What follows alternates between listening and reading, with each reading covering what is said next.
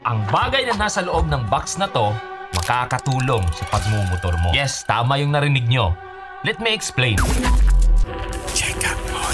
Gustuhin man natin o hindi, ang disgrasya, pagkatumba or pagsemplang ay kakambal na ng pagmumotor. Ako personally, sa mahigit isang dekada na napagmumotor, 2 beses na akong nadisgrasya. Pero nagpapasalamat pa rin ako kasi hanggang ngayon buhay pa ako at walang mga iniindang long-lasting injury. At syempre, nakakapagmotor pa rin ako. Yung iba kasi dyan, kahit paglakad man lang, nahihirapan na. Kaya naman, nung nag-message sa akin yung Iron Hias or Iron Gias or sabihin na nating Iron, kung interesado ba akong subukan ang kanilang best-selling riding boots, di na ako nagdalawang isip. Guilty kasi ako na isa to sa mga riding gears na hindi ko masyadong binibigyan ng pansin. Saka being someone na andito na sa running era ko, na-realize ko kung gaano ka-importante yung mga paan natin at yung lower body in general. In other words, ayaw kong magkaroon ng injury. So itong bagay na to, it makes sense para sa akin. Idagdag ko na rin, nagre-review na rin ako ng mga sapatos sa kabilang channel ko. Running shoes nga lang. So for me, kahit papano, mas magiging relatively comprehensive yung maibabahagi kong review patungkol dito sa Iron Hias XZ006. Anyway, mahigit 2 buwan ko na rin tong gamit. At since nakakailang ride na rin ako gamit ito, kasama na doon yung breakfast ride namin earlier this month doon sa Marilake, yung breakfast ride ng Team Feedcon Philippines, ibabahagi ko na ngayon kung ano ba yung masasabi ko patungkol dito. With that being said, ito yung mga bagay-bagay na makukuha mo kung bibili ka nitong Iron Hias XZ006 na retro riding boots. Actually, hindi naman marami kasi nga sapatos lang to. Unang-una, syempre, ang riding boots mismo. Ayan. Ito yung sapatos. 2, syempre, magkabilaan yan. Ayan. Tapos meron siyang kasamang extrang sintas. Brown ang kulay. Ayan. Ito kasi nakalagay puti. Tapos meron siyang sticker. Now with that, ito yung mga bagay-bagay or unahin na natin yung mga bagay-bagay na nagustuhan ko patungkol sa riding boots na to. Well, yung pinakaunang mapapansin mo talaga sa riding boots na to ay yung forma niya at yung kulay. Well, alam ko naman na magkakaiba tayo ng taste.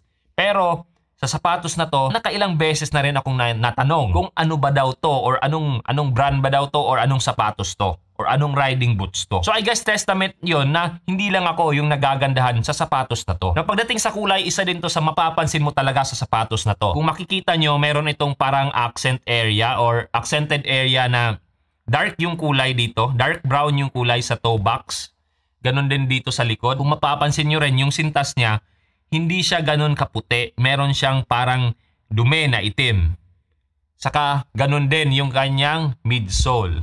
Itong rubber area niya. Meron din siyang accent na itim-itim or dumi. Pero hindi siya actually dumi. Talagang ganun siya pagka-design. Now, personally, maliliit na mga detalye lang yun. Pero para sa akin, nagbibigay siya ng angas sa sapatos na to. Pagdating sa build quality, halatang hindi tinipid ang sapatos na to. Ito yung sapatos na talagang masasabi kong magtatagal sa akin. Di lang dahil sa material na gamit nila, pero pagdating din sa looks. Ito kasi din yung forma na timeless. Hindi talaga, sabihin na nating maluluma or mawawala sa uso. Anyway, ang material na gamit nila is cowhide leather. Isa itong leather na kilala sa pagiging matibay, makapal at tumatagal ito. Ito namang outsole niya gawa sa rubber na makapit at wear resistant. Pagdating naman dito sa zipper, ang gamit nila is YKK, na isang kilalang Japanese brand na sikat dahil sa kalidad nito. Well, dapat lang talaga na matibay ito kasi ito yung may napamamaraan para magamit ko or masuot at matanggal ang sapatos na to. Speaking of pagsuot, isa rin sa nagustuhan ko sa riding boots na to ay yung madali siyang gamitin. Ang pangunahin talagang pamamaraan sa paggamit nito or pagsuot ng sapatos na to ay yung zipper nandito sa gilid. Ito. Ayan.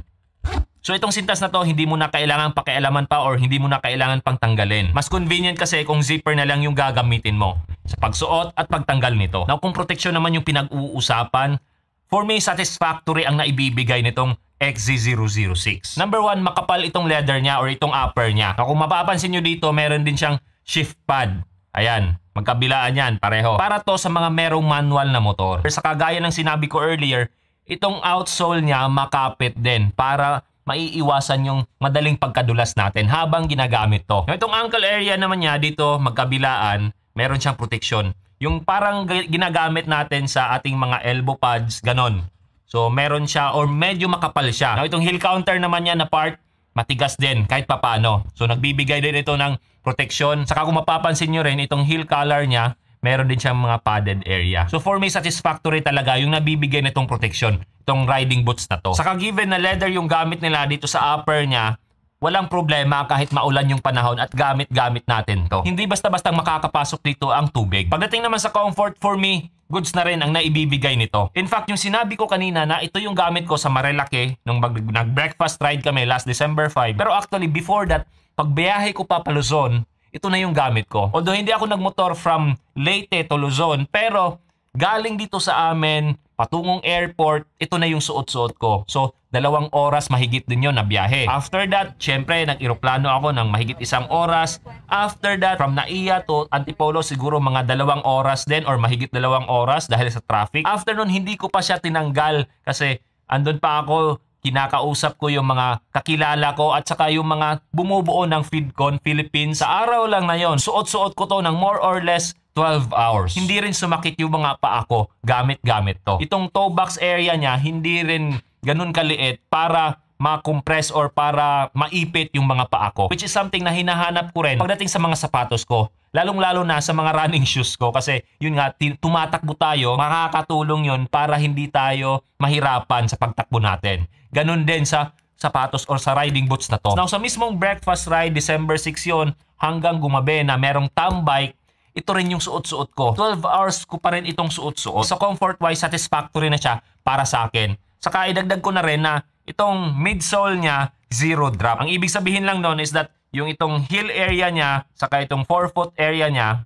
ang stock height, magkapareha lang. Kasi pag hindi even yung posisyon ng mga paa mo, lalong-lalo na kung matagal mong suot-suotin ang isang sapatos, hindi siya ganun kakomportable kumpara sa 0 drop na katulad nito. Now, itong mga maliliit na butas naman sa gilid niya na magkabilaan, breathable ito para at least hindi masyadong iinit yung mga paa natin habang suot-suot natin yung sapatos na to. Now, pagdating naman sa presyo, nagkakahalaga ito ng around 7,000 pesos or 115 euros. Now, to be honest, yung presyo na yan, hindi siya ganun kamura. Pero given its overall quality at tingin ko naman na magtatagal talaga ang sapatos na to na magagamit ko hindi lang sa mga rides ko kundi magagamit ko rin pamorma dahil nga sa sinabi ko kanina na maganda din yung looks niya. I guess para sa akin lang justified yung presyo niya. Pero syempre gaya ng paulit-ulit kong sinasabi, walang perpektong motor. Ganun din sa mga gears natin, ganun din dito sa sapatos na to.